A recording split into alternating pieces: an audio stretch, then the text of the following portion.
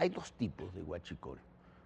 Los dos son muy importantes y generan recursos muy importantes. Un tipo de huachicol es ese que se conecta a conductos y a otros equipos y se roba literalmente el hidrocarburo, se roban los combustibles, otro tipo de hidrocarburos, hay de todo un poco.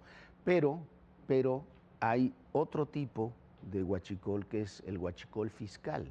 Es el huachicol donde se roban ese petróleo de otra ese hidrocarburo de otra forma. ¿Qué es lo que hacen? Traen combustible, como veíamos en este barco de ahí en Tampico, en Altamira, lo traen en combustible en enormes cantidades, lo hacen pasar, por ejemplo, por aceite, que no tiene una carga fiscal similar al que tiene el combustible, y luego lo venden en el mercado negro.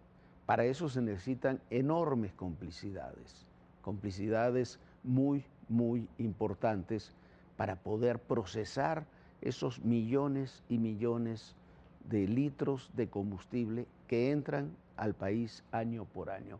Mire usted, vamos a ver, para que se vea la magnitud que tiene esto, hay que ver la magnitud de los decomisos. Estos, ¿por qué se le llama históricos? Y no es una simple continuación de la política anterior.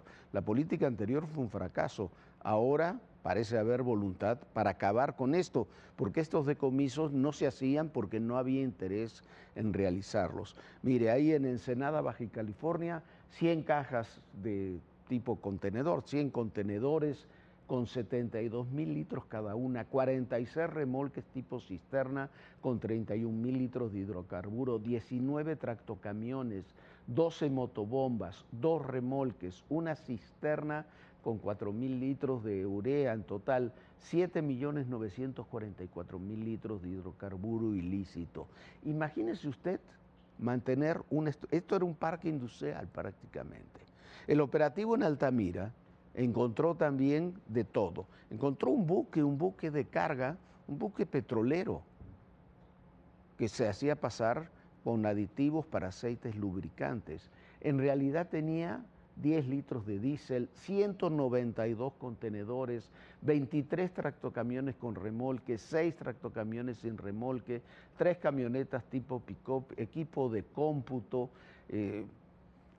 18 cartuchos de armas cortas, pero bueno, eso se encuentran en todos lados. Lo terrible es esto, el huachicol fiscal, con combustibles importados que se hacen pasar por aceite u otros productos para no pagar impuestos, es un negocio monumental. ¿De cuánto es?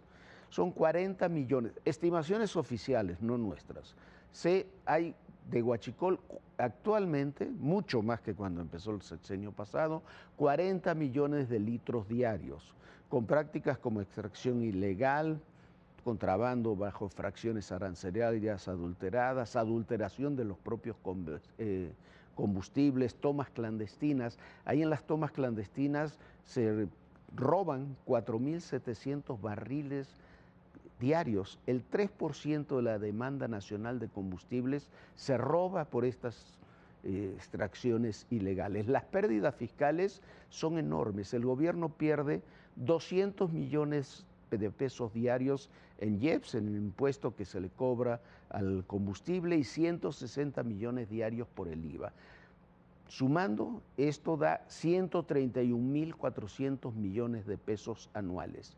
Esto equivale prácticamente a todo el presupuesto de la infraestructura ferroviaria y supera en 4 veces el presupuesto del sector salud. Así es como están las cosas.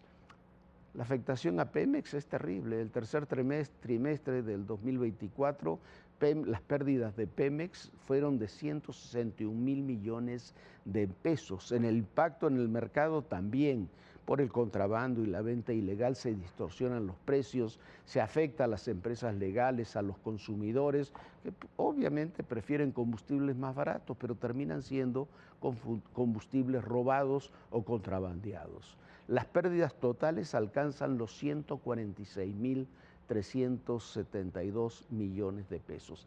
Así están las cosas. Y nada de esto se puede hacer sin complicidades políticas. ¿Por qué?